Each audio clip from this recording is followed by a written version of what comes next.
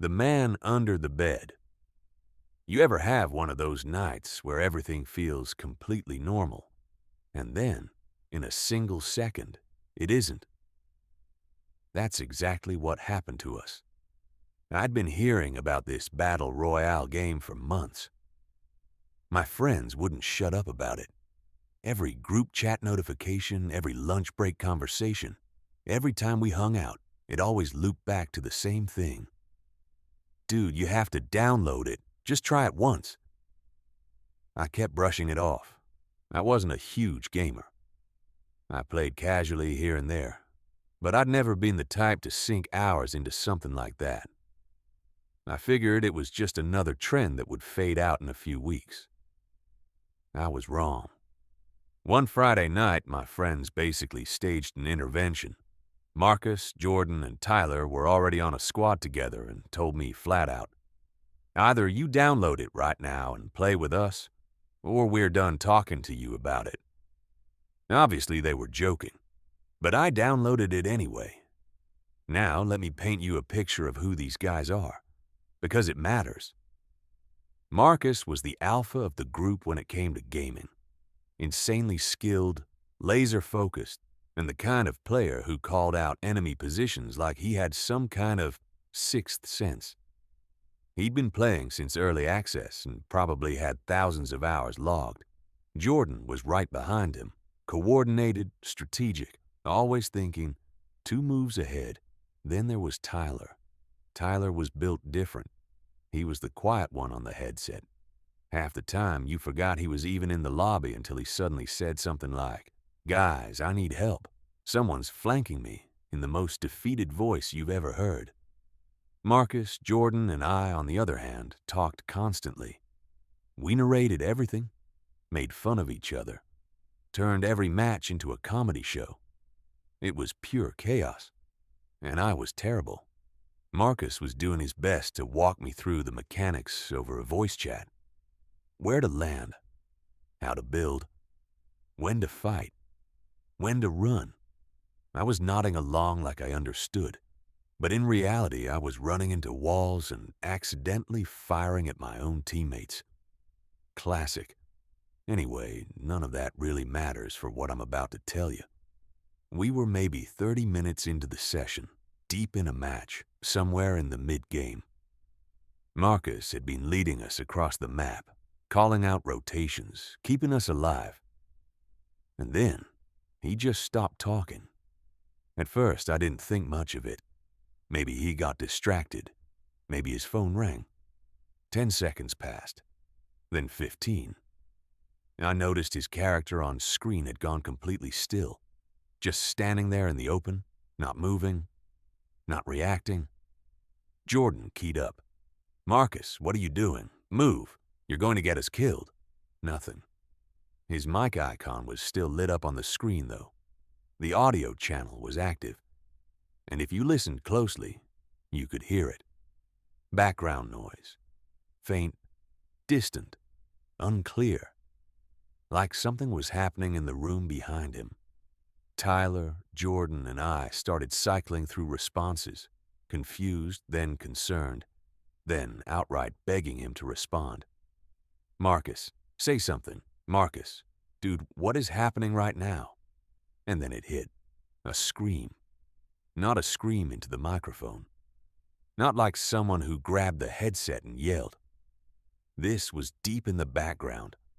Raw, panicked, completely uncontrolled. The kind of scream that doesn't come from someone performing surprise. It comes from someone genuinely terrified. Then a door slammed. Hard. And then, silence. The 3 of us sat there, completely frozen. I don't think any of us said a single word for a full 10 seconds.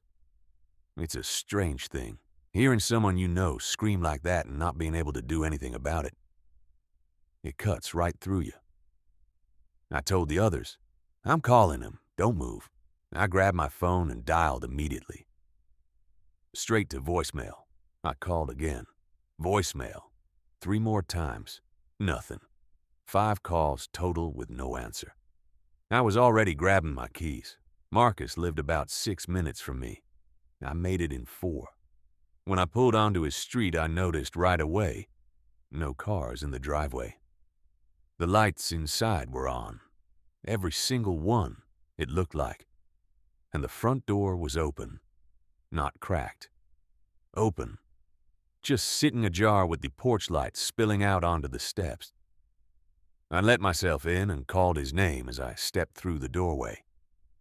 Marcus, Marcus, where are you? Somewhere above me, muffled, barely audible, I heard him call. Pull back. I took the stairs 2 at a time.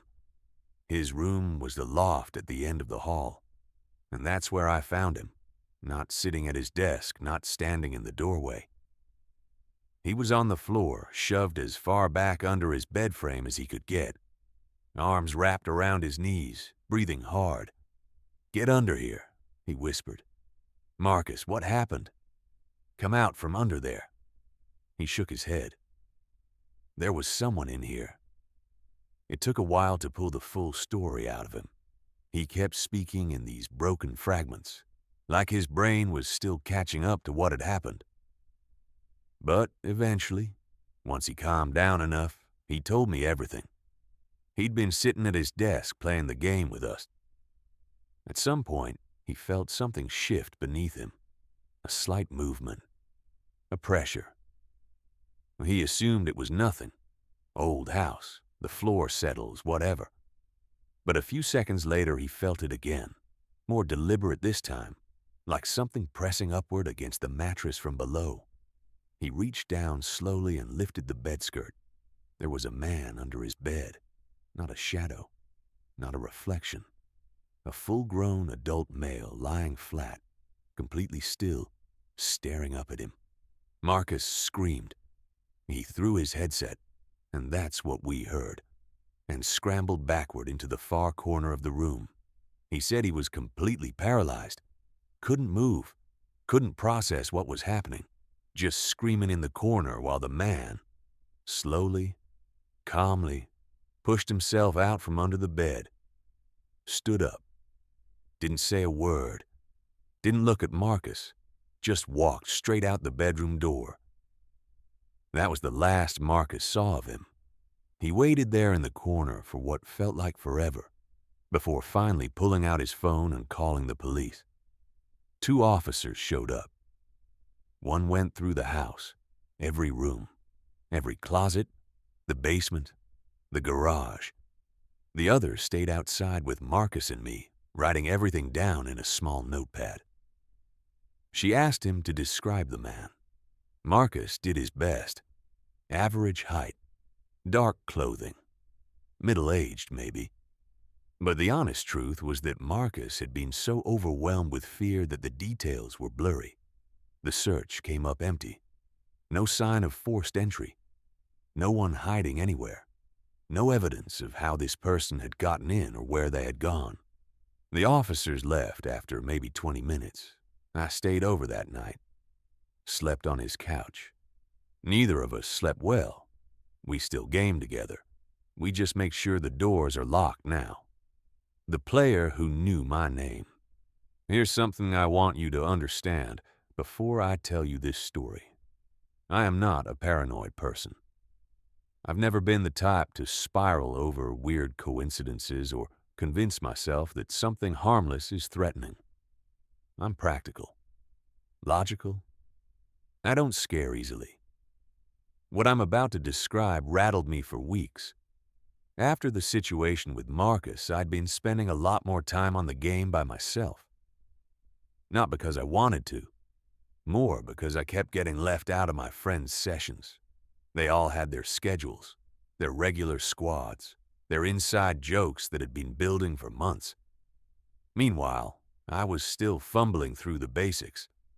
I felt like a liability every time I joined their lobbies. So, one Monday evening, nothing going on, just me at home. I booted up the game solo and started running practice matches. Nobody watching, no pressure. Just me grinding through the mechanics until they started to click.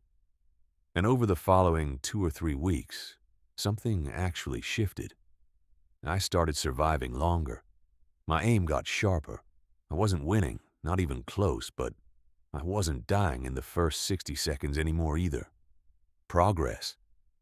I decided to try playing with randoms online. Not my friends, just whoever the matchmaking system threw me in with. My first few games were fine. Forgettable. Then one session matched me with a player whose username was something like SkullRocket28, with a bunch of extra letters thrown in like it had been typed by someone who'd already taken the name 3 times. I didn't write it down. It didn't seem important. We lost the round. We weren't even close. I think we placed somewhere around 22nd out of the full lobby, which at my skill level was honestly about what I expected. After the match ended, my notifications lit up with a direct message from him. He said he thought I played really well and that we should team up again sometime. I stared at that for a second. I had not played well, not even a little. I'd missed shots, taken bad positioning, wasted materials. If anything, I'd dragged us down. But whatever, maybe he was just being friendly. Online gaming has its share of genuinely chill people. I messaged back something brief and non-committal. We queued up together again the next day. This time, he turned on his microphone. I didn't have a headset set up at the time. The game audio was just coming through my TV, so I could hear him but couldn't respond. He seemed fine at first.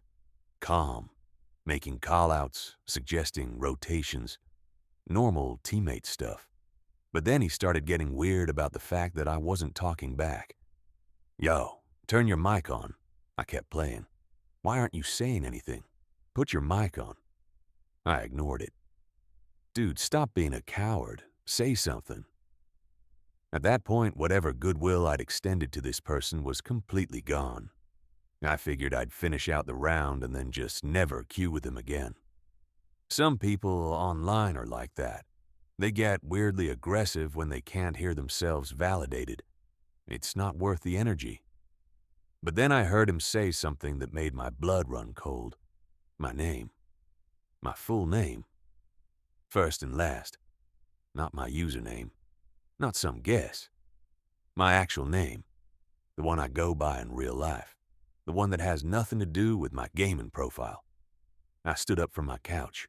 My mind started racing through every possible explanation. Did I have my real name somewhere on my profile? I was almost certain I didn't. I went by a handle online, same as everyone else. There was no reason, no logical reason, for this stranger to know what my name was. I didn't wait to hear what he said next. I walked to the console and held the power button until the screen went black. The sudden silence in the room felt like a pressure release. I stood there for a second, just breathing. I texted my friends, told them what happened. Cue the LOLs, the laughing emojis, the "bro, you're so paranoid" energy. I let it go. I set my phone on the desk and opened my laptop to do something, anything, to shake off the feeling. The phone buzzed. Unknown number. The message was just my name. First and last, formatted like a greeting. "Hi." First.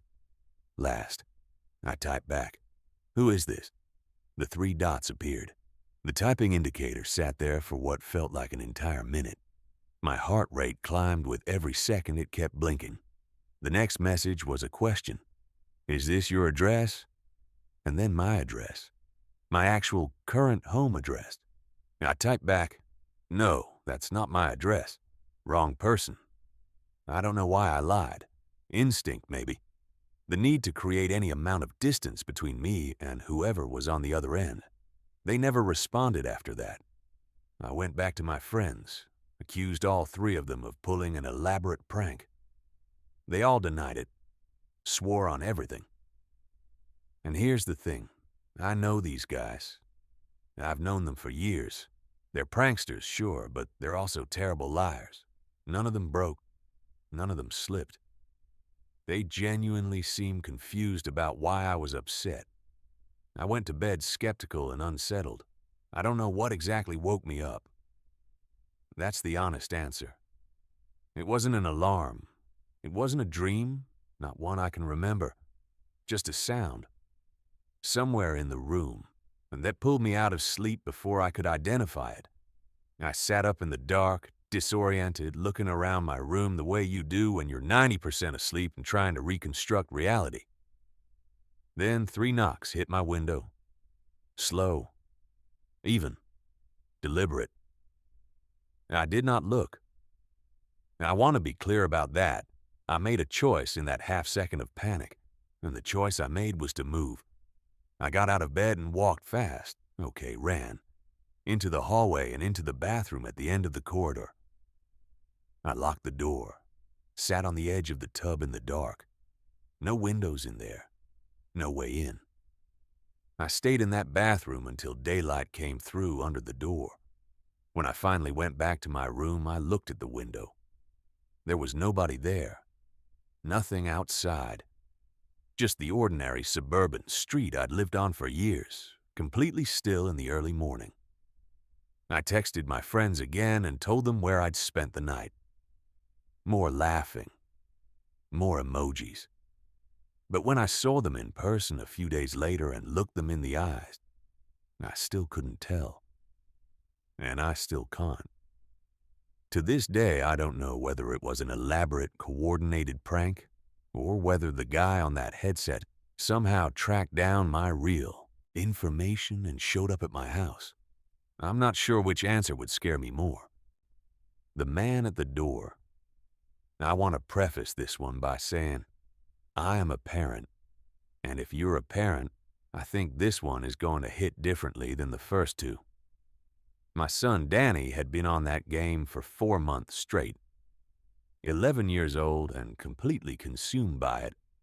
I'd come home from work and the living room would be empty, the kitchen untouched, and from somewhere down the hall, I'd hear that bus horn sound effect going off every few minutes, followed by gunfire, explosions, and Danny's voice giving orders to strangers through a headset like a tiny general. I'm not anti-gaming. I want to be upfront about that. Danny's a good kid. He does his homework. He's polite. He has real friends. I didn't see the occasional gaming session as a problem, but all day, every day, that was a problem. I'd tried everything. Time limits on the Wi-Fi router. Conversations about balance. Threatening to take the console. Nothing stuck for more than a few days. One evening, I was in the kitchen making dinner when Danny came out of his room and called down the hallway with this casual, completely offhand tone, like he was announcing that dinner was ready or that the dog needed to go out, and said, "Mom, I told somebody from the game they could come over." I turned the burner off. "What?" "This guy I play with. He said he lives close. I told him he could come hang out." Every protective instinct I have activated simultaneously. "Danny, how old is this person?" He shrugged in that way that 11-year-olds do when they genuinely don't know and don't understand why it matters. "I don't know." His voice sounds kind of grown up. Kind of grown up. I told Danny to go back to his room, keep his headset on, and pretend nothing was happening. Then I locked the front door, the back door, the side entrance. I turned on every exterior light we had. I stood by the front window and waited. About 15 minutes passed before headlights swung into the street. A car I didn't recognize pulled up slowly and parked in front of our house. The engine idled for a moment, then cut off. The door opened. The man who stepped out was somewhere in his 40s.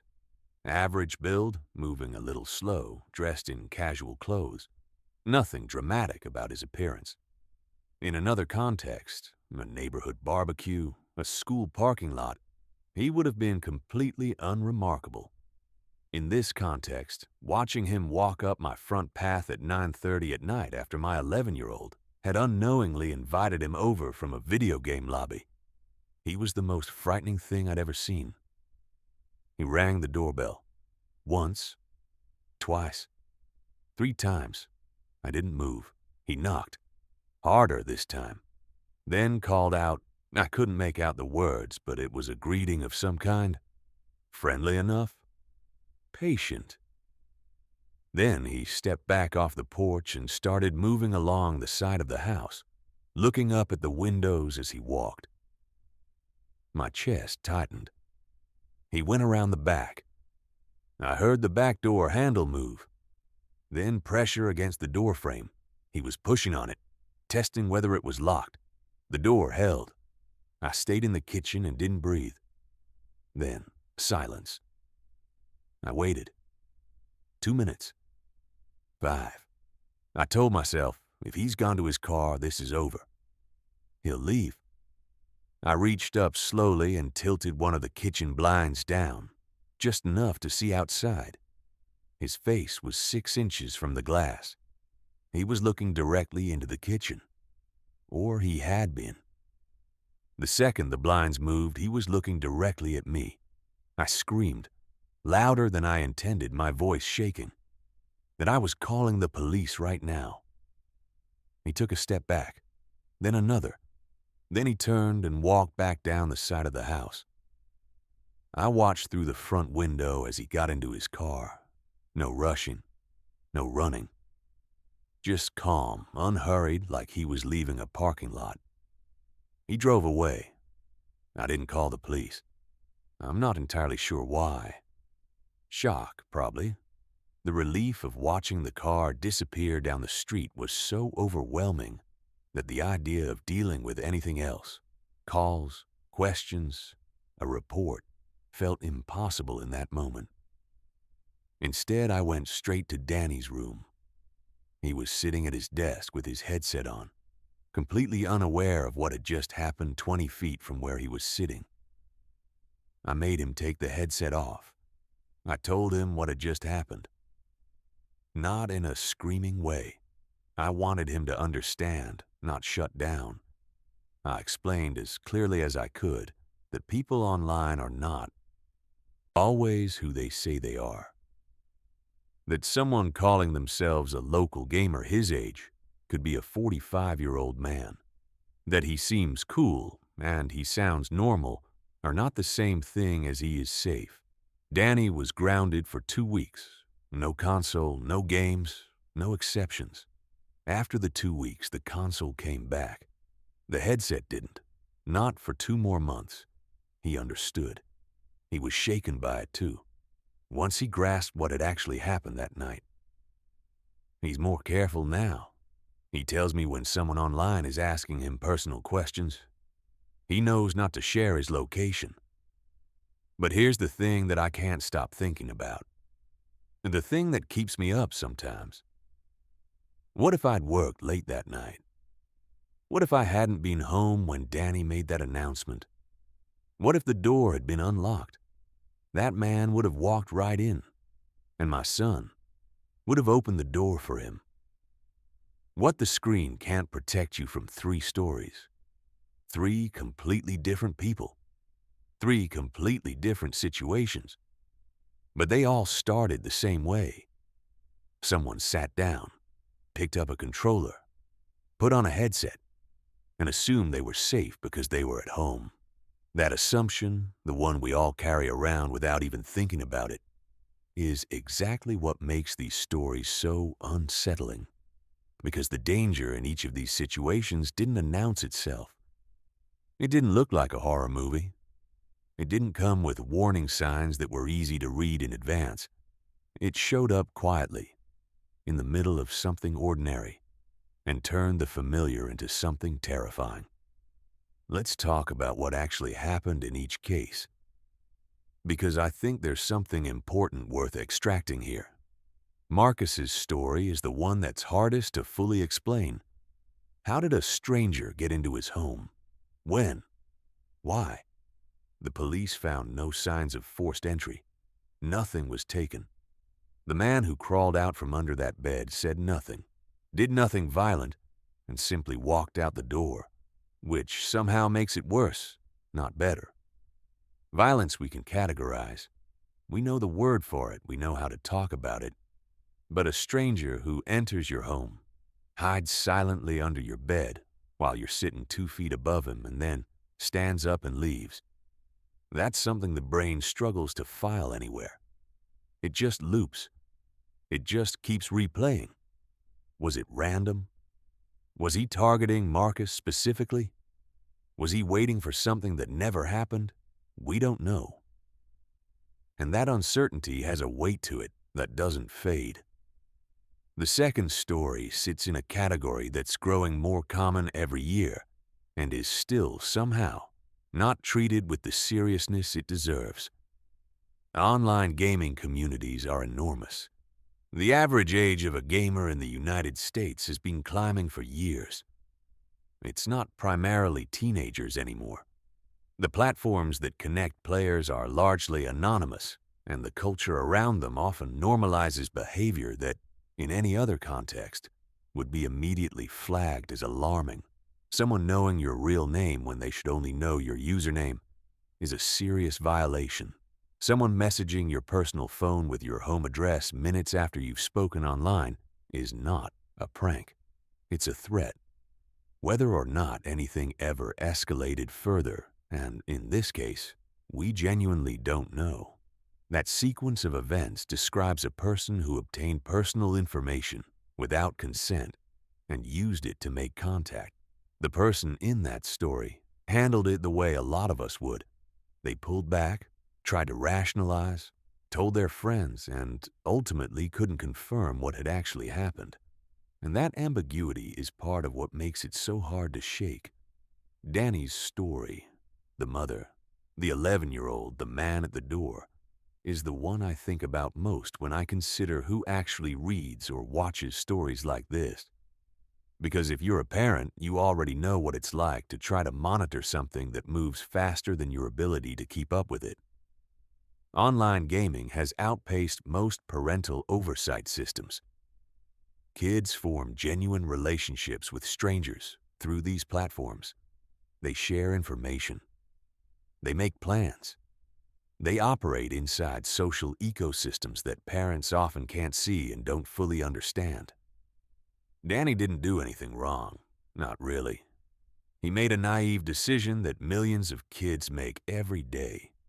He found someone online who seemed cool, and he wanted to meet them. The danger wasn't something he manufactured.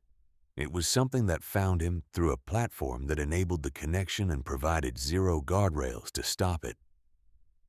What saved Danny that night was his mother being home. That's it. That's the whole margin. So where does that leave us? I'm not here to tell you to stop gaming. I'm not here to tell you to pull your kids offline or build a bunker or assume that everyone on the other side of a headset is dangerous. That's not realistic, and it's not the lesson. The lesson is simpler than that. Pay attention to what you share. Your real name, your city, your school, your schedule, the name of your street. These things feel small in the moment. What's the harm in telling someone what part of town you're in? But they are building blocks, and people with bad intentions are patient. They collect the blocks one by one until they have enough to find you. Know who you're actually talking to. A voice that sounds friendly is not the same as a person who is safe. A shared interest in a game is not the same as a trustworthy relationship. Anonymity online protects everyone, including people who don't deserve protection. Trust the feeling that something is wrong. In Marcus's story, there was a physical sensation before he ever looked under the bed. In the second story, the name being said out loud registered as wrong before the person had time to consciously think through why. In Danny's mother's story, she didn't wait for the situation to escalate before she locked the doors. All three people had a moment where instinct spoke first. They listened to it. And if you have kids who game, talk to them. Not with fear. Not with rules that feel like punishment. Talk to them with honesty. Explain the gap between seems fine and is safe. Walk them through what information is genuinely okay to share and what isn't. Make yourself the person they come to when something feels off, instead of the person they hide it from, because they're afraid of losing their console. These 3 stories didn't end in tragedy. In each case, the person most at risk got out. But it was close. In every single one, it was close. And the next time you sit down to play, whether it's you, your kid, your roommate, your sibling, just remember that the screen in front of you is a window, and windows work in both directions.